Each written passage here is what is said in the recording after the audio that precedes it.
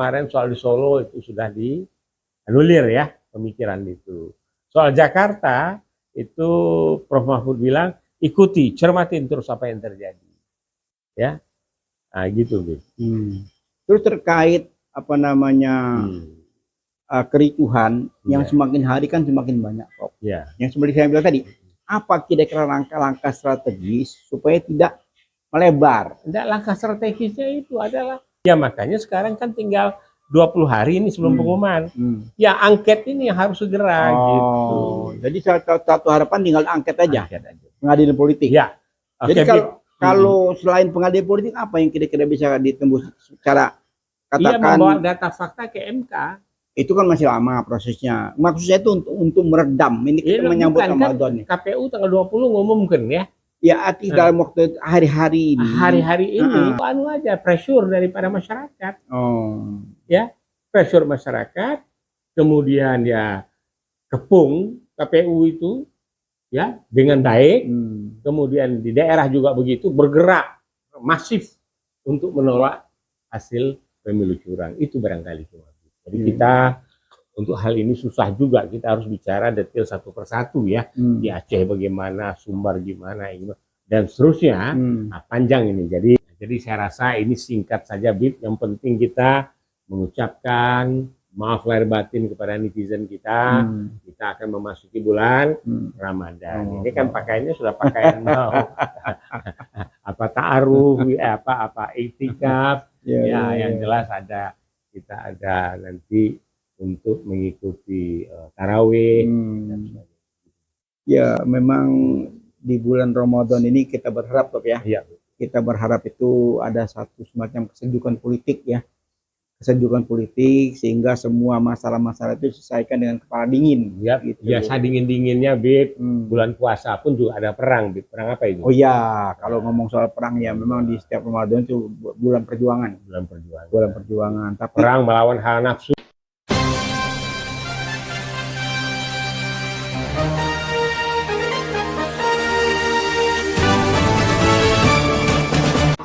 Jangan lupa ya di subscribe, like, komen, share, dan tekan tombol loncengnya. Bismillahirrahmanirrahim. Assalamualaikum warahmatullahi wabarakatuh. Waalaikumsalam warahmatullahi wabarakatuh. Rabbi shrahli sadri wa yassir li amri wa halul 'uqdatam min lisani yafqahu qawli. Prof, sehat, Prof? Alhamdulillah, Bib, sehat. Alhamdulillah. Kita ucapkan Syahrul Mubarak, insyaallah beberapa hari ke depan sudah masuk di bulan Ramadan ya, Prof ya. Betul. Jadi mohon maaf ya lahir batin, semoga masuki Ramadan ini dengan hati yang bersih dan dengan kesiapan yang baik dan prima begitu.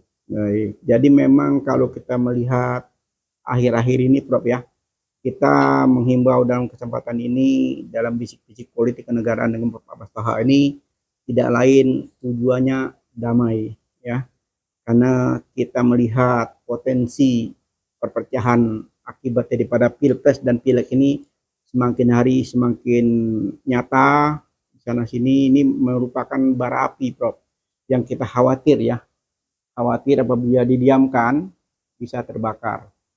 Nah, kalau Presiden menginstruksikan kepada TNI Polri untuk menetralisir residu politik, nah kita juga menghimbau dalam kesempatan ini, Prof, apa Prof kira-kira himbauan kita nih? Ya memang, Bib, kita ini kan sebagai masyarakat punya kewajiban bela negara. Bela negara. Punya kewajiban menjaga konstitusi. Punya kewajiban untuk melindungi nusa bangsa dan tanah air.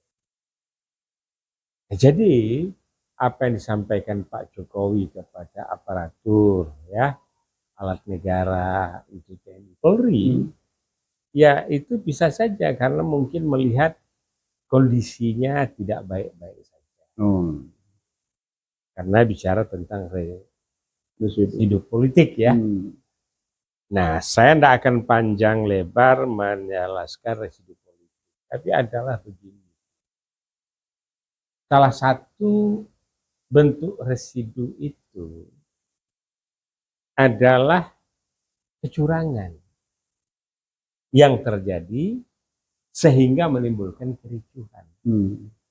Ya, jadi byproduct dari kecurangan, ya, pembegalan suara itu menimbulkan kericuhan.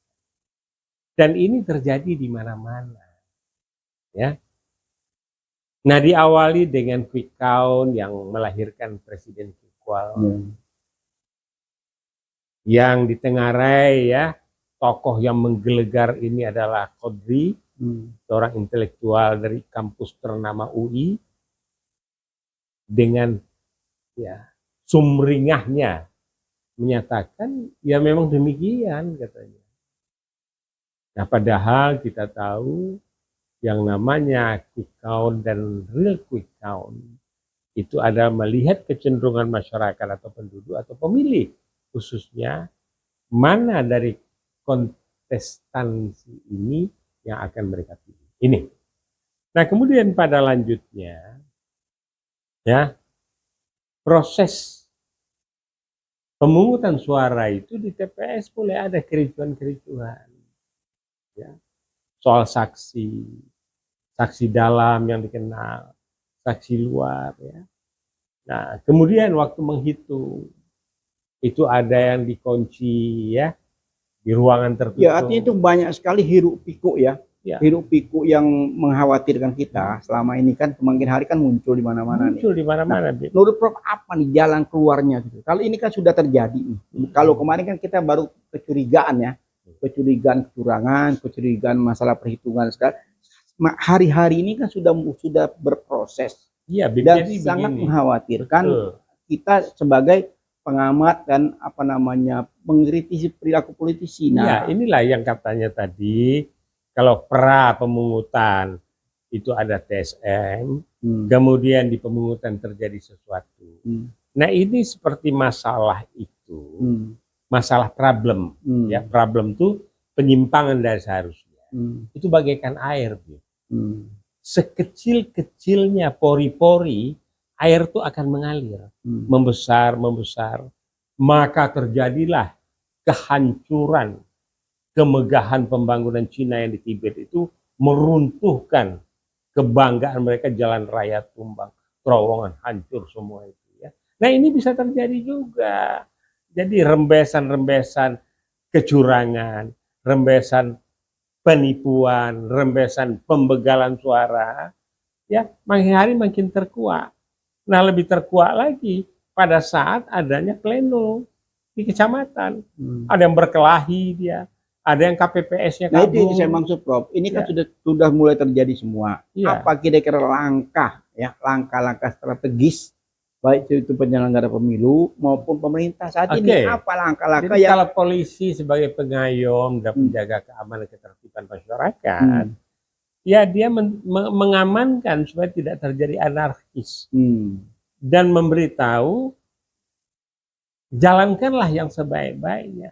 Tapi ini pihak KPU ini nggak mudeng, dia menjalankan saja sampai ada yang digebuk itu, ada yang dikejar, ada yang lari, tapi ada juga yang baik. Dia mengungkapkan betul ini sudah ada satu kesalahan. Saya bertanggung jawab kepada namanya itu Sirekap, ya, untuk operator, itu semacam data entry. Tapi untuk pengaturan lebih lanjut atau Sirekap yang dipegang oleh KPPU, begitu. Ya, itu kan yang terungkap di publik, Prof, ya. Yang tidak terungkap, ada lagi. Nah, sekarang mulai keraskan, tetapi dia gelinding aja, uang udah dipantek, bagaimanapun caranya, gede masuk, dia tetap bertahan angkanya 02. Kecil masuk, dia nih kecil 1, kecil 3, apapun lah, ini bisa didesain. Sederhana itu. Iya, makanya kita kan mencari solusi nih, Prof, ya. Iya, sekarang kan belum ada pengaduan.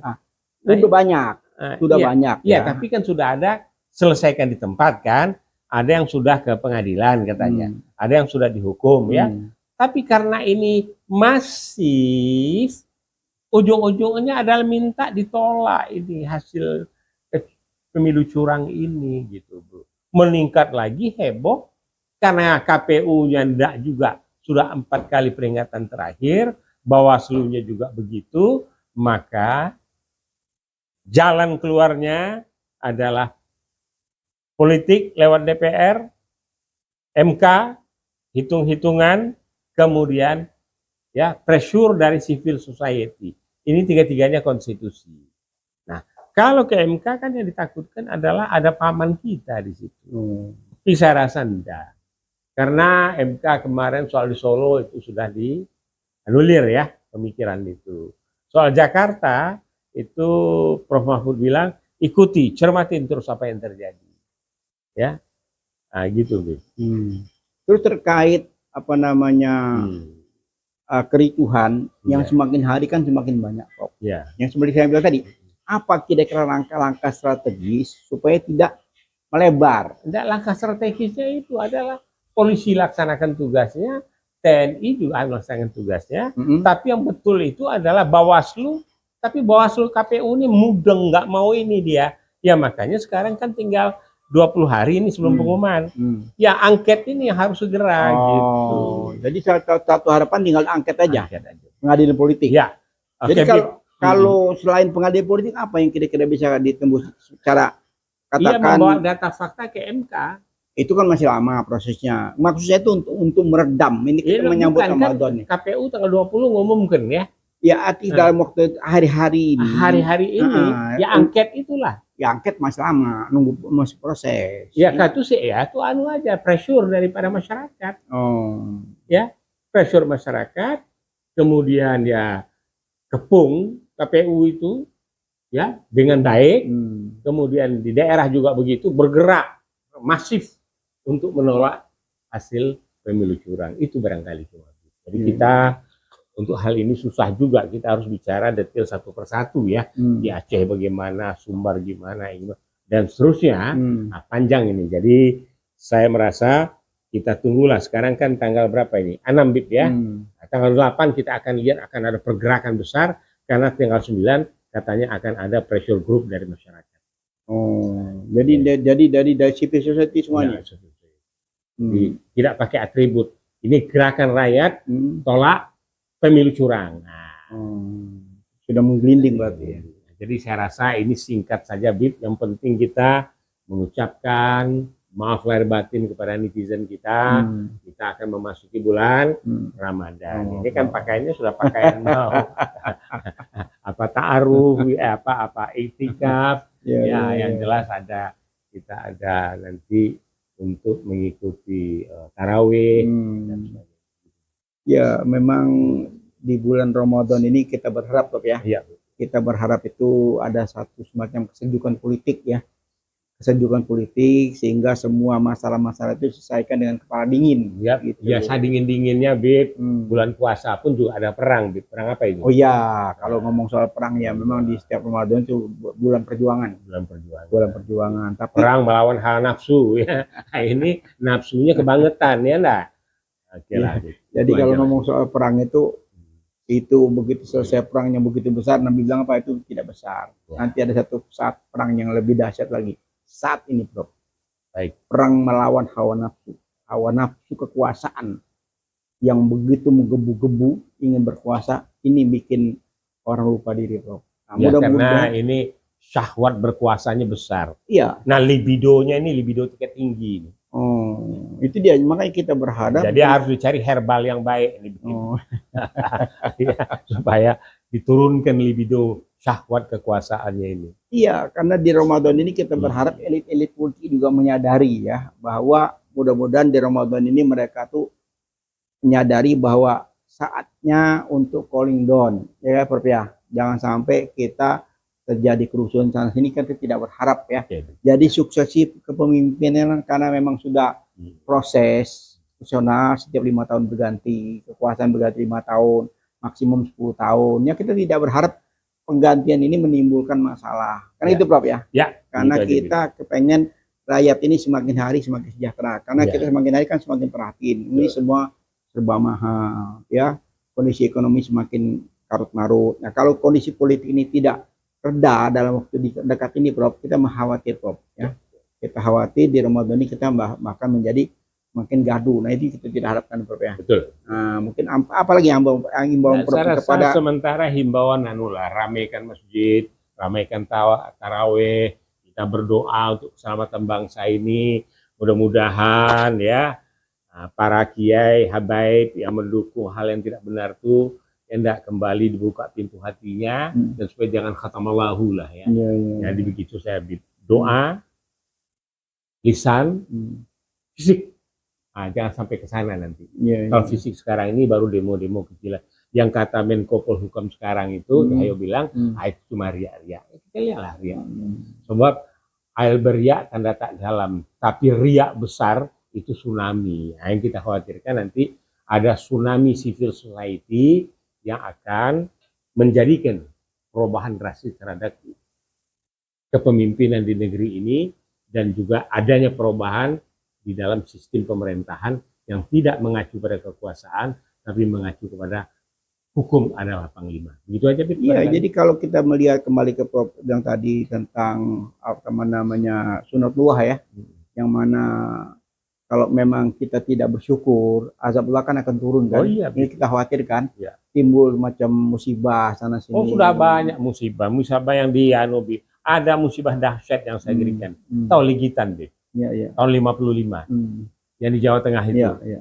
Ya enggak, satu gunung niban satu kampung. Habis. Ini juga udah mulai ada tanda-tanda kemarin Jawa Barat, ada tanah yang retak ya. Ada tanah yang bergeser. Ini kan tanda-tanda alam, Bro ya. Tanda alam. Tanda-tanda alam yang Allah berikan kepada kita untuk menyadarkan orang-orang. Ya, udah banyak lah contohnya. Ada malah di film kan The Last Day of Pompeii. Juga kan begitu. Ligitan tahun 55 ya. Itu kita harus ingat. Nah, sekarang Tibet ya. Bangganya China itu ya. Remuk hancur bib. Ya karena apa? Air cari jalan rontok, segala rontok. Nah itu kita khawatir Prof, kalau bangsa ini terus berseteru ya, terus ribut antara elit politik terus berebut, merebut kekuasaan dengan segala cara, menghalal ke segala cara. Kita khawatir azab Allah itu yang kita khawatir. Ya, kalau azab Allah itu datang, sebelum datang yang paling aman tuh di dunia kita ke Palestina.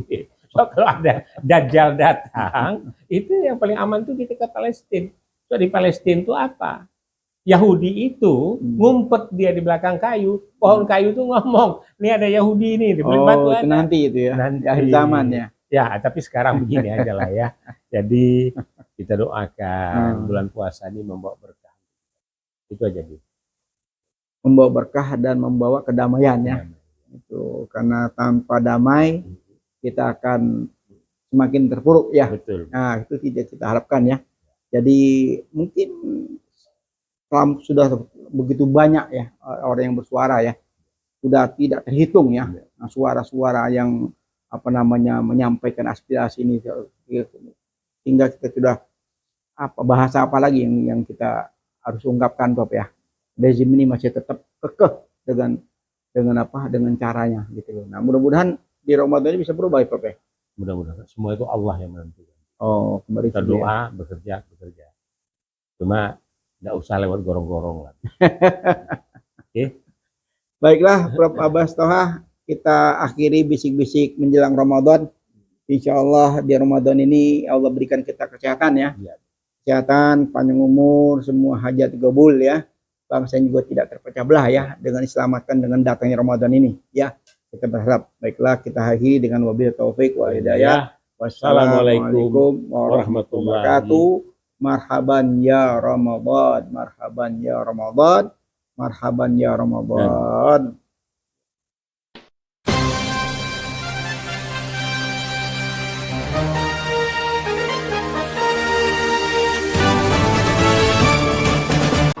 Jangan lupa ya di subscribe, like, komen, share, dan tekan tombol loncengnya.